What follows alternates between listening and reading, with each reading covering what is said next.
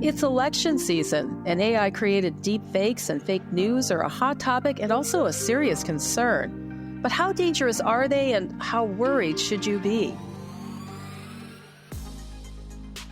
Hi, I'm Janine Herbst. You're listening to Where What If Becomes What's Next from Carnegie Mellon University, where we're exploring what AI means to industries, government, society, and you.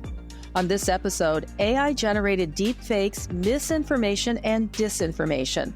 Will they influence our elections, and what can we do about it?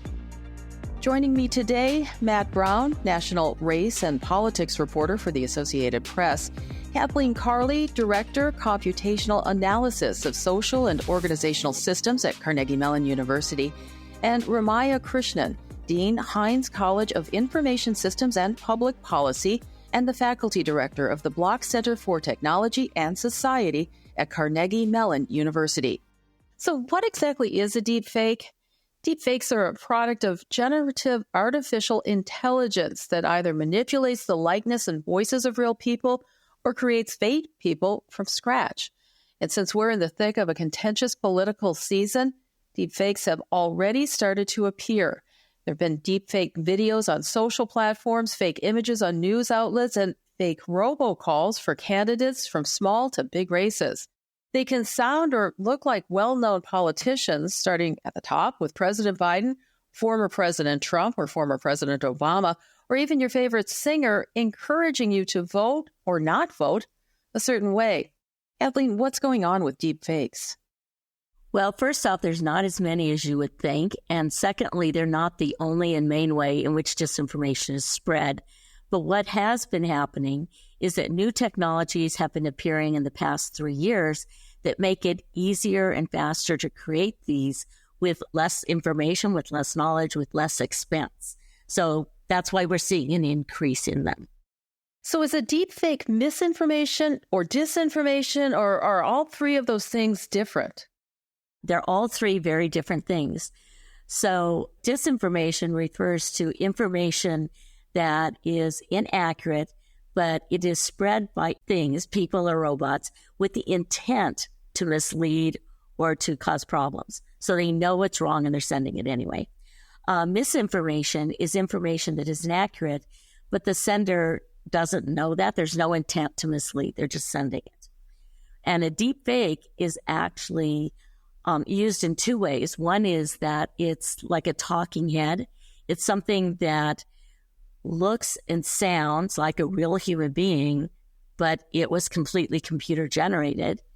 And it's also sometimes used to refer to these stories that contain disinformation, but the whole story and everything is so elaborate and appears on so many websites that telling whether it is all 100% true or not is a forensics challenge.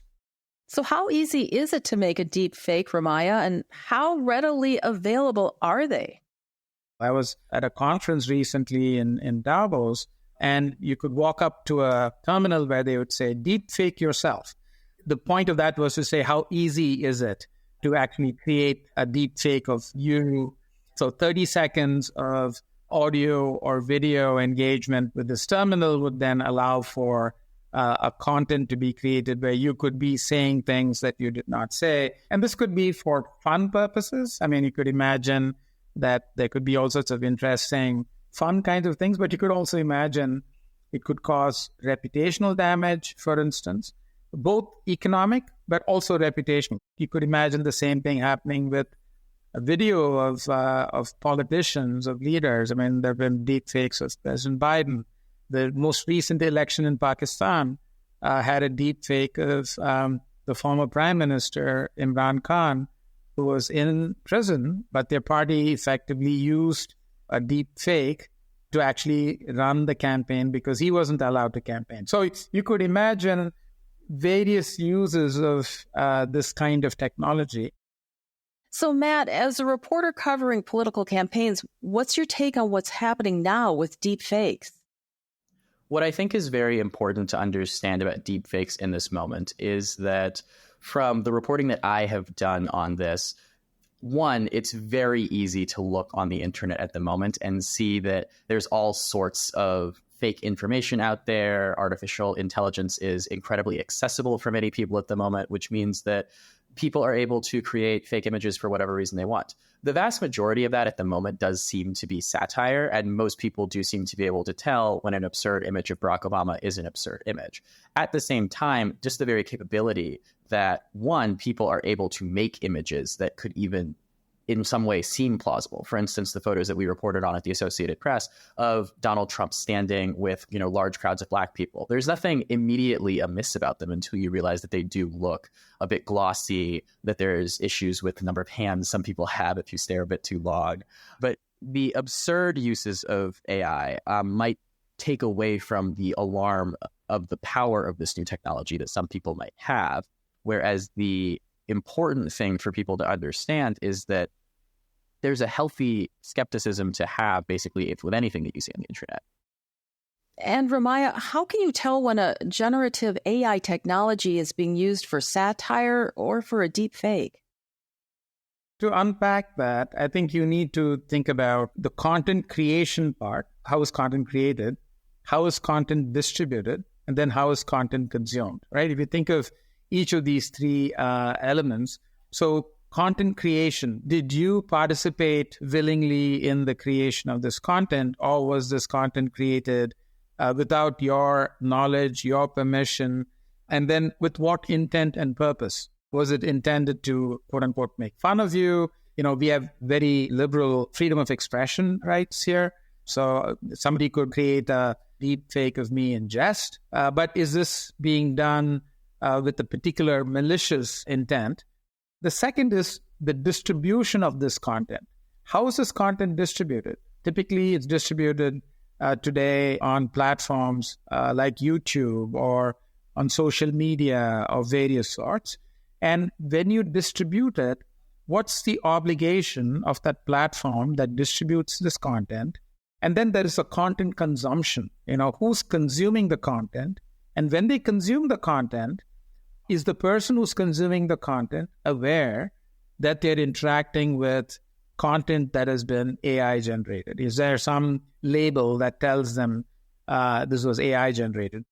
So when you think about each of these three key components, one could ask the question, in that supply chain, as it were, what are the obligations at each step on content creation, on content distribution, and on content consumption? But Matt, is there something more at stake here? A lot of people seem to be reacting to the proliferation of artificial intelligence in just all of their social media feeds on all of the internet with just deciding that they're not going to believe anything. We included a report from Stanford University recently that advised this, especially for communities of color who historically have distrusted institutions already, who if they look and they say, well, everything is just artificial intelligence and everything is fake, their reaction is not going to be, I'm going to become more discerning in some cases, but just, well, this is just more of a reason to not trust anything I see, including things that could actually be true and be marketed to help me and inform me and empower me. So people might take a quick look and the fake video, photo, or audio either confirms what they already think or is mostly correct with a small fake fact. And people then immediately jump to the wrong conclusion. And then that's it. Their minds are locked in. Is that what you're saying too? Right, absolutely. And people also have an incentive to create AI information that actually confirms people's priors. One of the things that researchers were telling me about the images of Donald Trump with Black people, for instance, is that in the months prior to these images suddenly surfacing all over the internet, you did see a discussion nationally in our political discourse over, well, whether or not Donald Trump is going to try to appeal more to Black voters and to Black communities. So the discourse around Trump and Black voters had pre-existed before these AI images showed up, and you saw them, from top Republican pollsters all the way over to just random people, radio shock jocks, random people on TikTok, just creating this idea. But that's because the idea was already out there, was already priming people to want to believe in this idea. So AI is in many ways just a reflection of what we're doing, but it's also incredibly a bit of a funhouse mirror, I guess, a distortion. In the same way that we can affect the technology can affect back to us. When we come back, we'll talk about where the deepfakes are coming from, who they're impacting, and what, if anything, can be done to prevent them.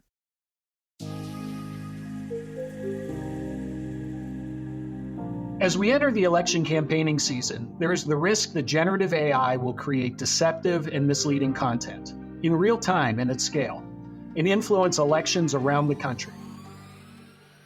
How can voters protect themselves and democracy itself from this misuse of AI technology? Hello, I'm Steve Ray at the Block Center for Technology and Society at Carnegie Mellon University, and we have put together a responsible voter's guide to generative AI in political campaigning. These guidelines will help you to identify deceptive and misleading content and give you action steps to protect the democratic process. You can download this free guide from the show notes to this podcast episode.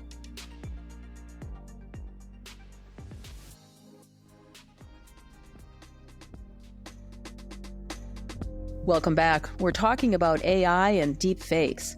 What can we do about this? Meta, the parent company of Facebook, offered watermarks, but are they really a fix for deep fakes? Ramayya?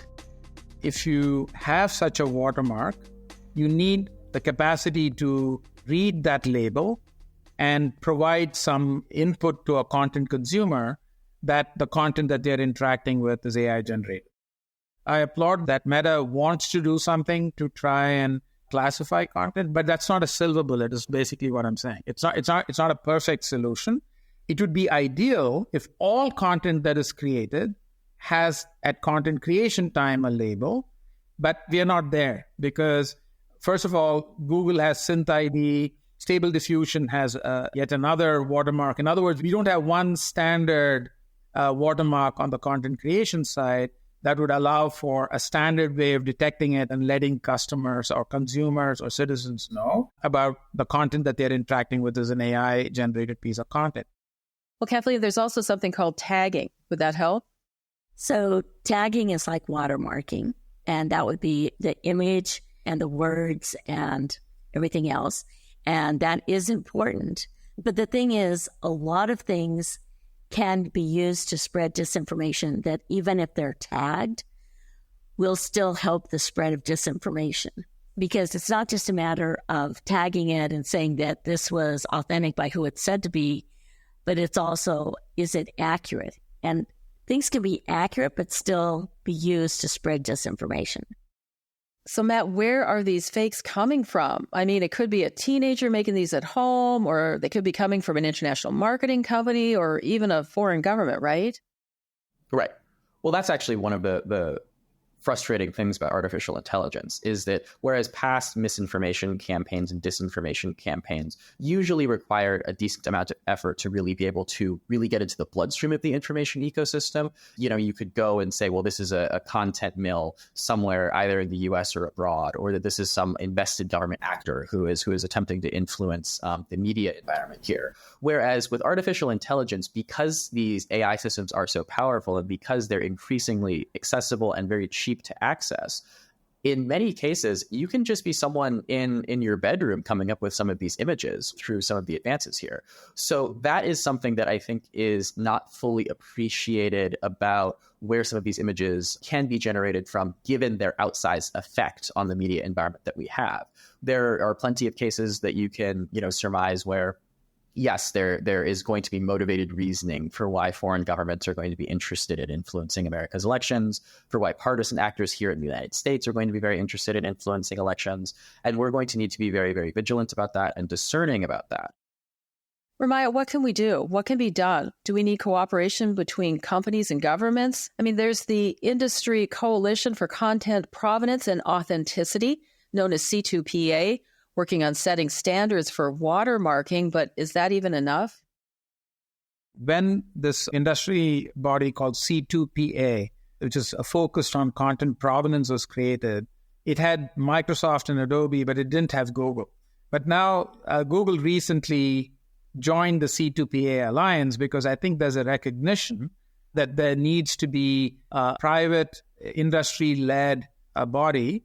But if all the major players converge around a standard way of establishing provenance, by which I mean not just marking the content, but being able to interrogate what are the inputs that went into it, what's the data that went into it, so that it becomes, that's the content provenance standard that they're hoping to create. So to your question of, will there be industry pressure to create a standard. You're beginning to see that with the C2PA alliance. Now, all that said, even if assuming there is a standard, while let perfect not be the enemy of the good, it's also the case that then becomes, just because I've got a watermark and then I could say, I'm doing the best I can. So there could be content that is created and consumed that is misclassified, that people arrive at wrong conclusions. So the real test is, how do we, on the one hand, protect freedom of expression, which we value? We don't want to shut everything down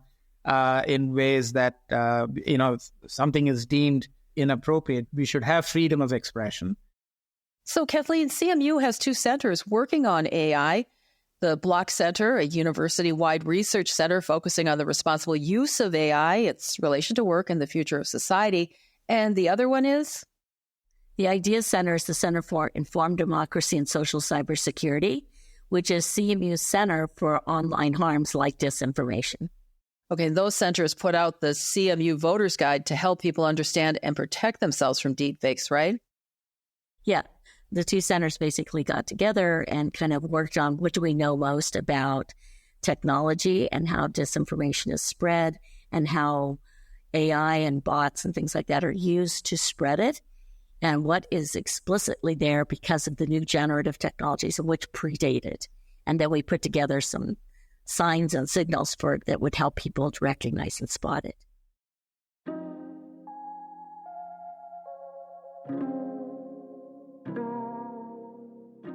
So where do we go from here, Matt? I think that, as with so many cases of rapidly advancing technology, this is going to be a situation where we are going to need to, as a society, work out what is the role of AI in our information ecosystem. And it's not something that, historically speaking, we have solved in the moment. We have usually just experienced the impacts of technology, whether it be photography, video, or social media on us before we then legislate about it or before we come up with proper business practices. I do think people are looking at this and saying, well, there is a lot of power here. And people, I think, have, given our past experiences with things like social media, there's a lot more energy this time around to figuring out how can we respond to it before something bad happens. Kathleen? We also need the governments to work with academia as well as the companies, and the companies also to work with academia. Because everybody has a stake in getting disinformation mitigated. You're probably never going to be able to eradicate it, but to actually mitigate its impact. And so there's lots of solutions from lots of places that are needed. Ramayya, any last words? Can we have shared agreement that what is flagged as to be removed is indeed a deep fake, that everybody agrees it's a deep fake? The content distributors will be a key part of this equation, because they will need implementable criteria to decide what content is objectionable and how it should be removed. Thanks to all my guests, and thanks to you for listening. Please check the show notes where you'll find links to additional resources for this episode. And to learn more or contact us with story ideas or comments, please visit ai.cmu.edu/podcast. If you're enjoying the show, please rate and review us on your favorite podcast site and share it with your friends. And be sure to subscribe so you never miss an episode. I'm Janine Herbst, and you've been listening to Where What If Becomes What's Next from Carnegie Mellon University, where we're exploring what AI means to industries, government, society, and you. Stay tuned and stay curious.